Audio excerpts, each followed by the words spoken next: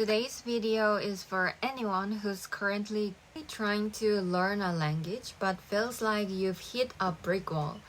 Like you're studying every day but you still freeze when you try to speak. When people want to improve their fluency, what do they usually do? They buy a new book, they download 3 more apps, or they memorize a list of 50 new words a day. We always try to add more things to our plate. But let me tell you a secret. Fluency doesn't come from adding. It comes from subtracting. For those who are new here, I'm actually Korean Japanese, and people always assume, oh, you're mixed race, so learning languages must be a breeze. So learning languages must be easy for you. But nope. I was born and raised in Korea, went through the traditional school system up until high school.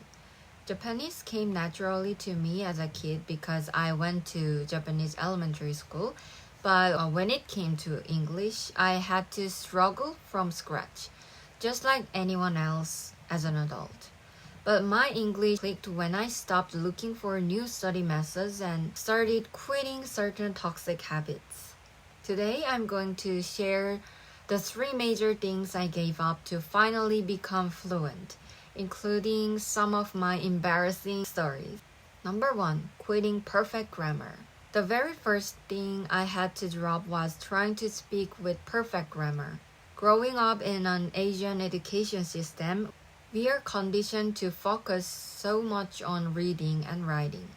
So the first time I actually faced a native speaker, my brain just went completely blank. I knew the past tense on paper, but when I tried to say it, bringing did you, did I, did she to the front of my mouth was surprisingly hard. I just wanted to ask, what did you do yesterday? But in my head, I was building this grammatical puzzle. Okay, so I need to use past tense using did, then verb reverts to base form and like 5 or 10 seconds, awkward silence passed. It was so painful and embarrassed. So one day I just said, screw it. I decided to throw grammar out the window. I wanted to ask about the past, but I just said completely incorrect present tense sentence with a like, you go there yesterday? It's not grammatically right? The person I was talking to looked a bit confused for a second, but they immediately caught on to what I meant and said, oh, you mean did I go there? Language is about communication, not a test. Even with broken grammar, people will understand you. So please throw your perfectionism in the trash. The second thing I quit was looking up every single word I didn't know. If you are a serious student, you are probably guilty of it. When you watch Netflix or YouTube, you sit there with a notebook and a pen, ready to attack. I used to pause the show every single minute to look up a word that I don't know. And the result of it, it took me 2 hours to finish one episode. It wasn't fun. It was exhausting and I couldn't keep doing it.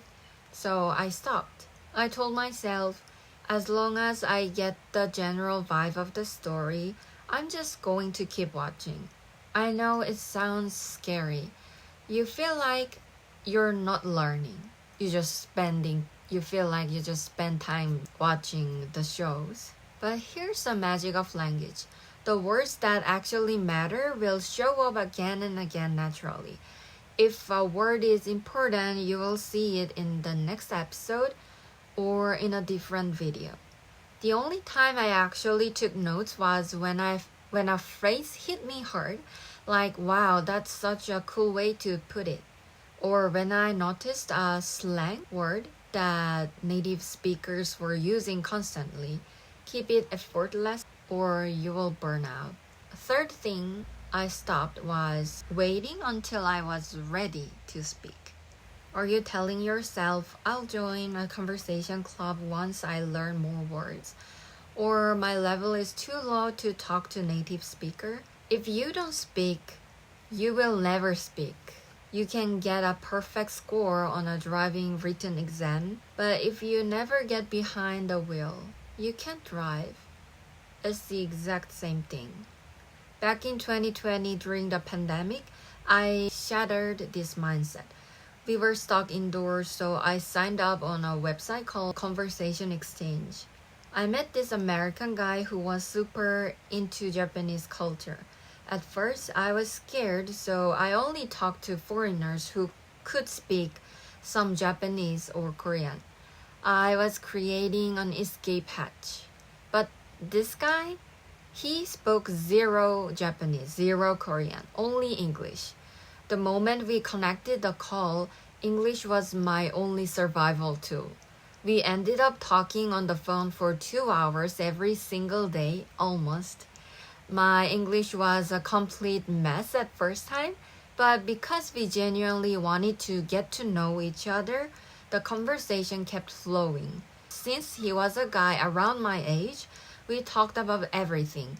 Our ideal types, our pet peeves, which was a new word I learned from him, embarrassing childhood stories, and deep personal values. But more importantly, my fear of speaking English was completely destroyed because he could understand what I'm saying, so I got confidence. By quitting these three things, where am I now? To be completely honest, when native speakers talk super fast, I still miss things. Watching Hollywood movies without any subtitles can still be challenging, but I can easily watch celebrity interviews without subtitles, and most importantly, if I don't know a specific word, I can easily rephrase it and explain my thoughts. If I were still stuck in my room memorizing vocabulary lists and overthinking grammar rules, I wouldn't be talking to you like this today. Well, I'm reading a script now, though. If you're language learning, please stop looking at what you're not doing. Look at the toxic habits you are clinging on to. What are you going to quit starting tomorrow? Let me know in the comments below and I'll be there to cheer you up. Thanks for watching and I'll see you in the next video. Bye!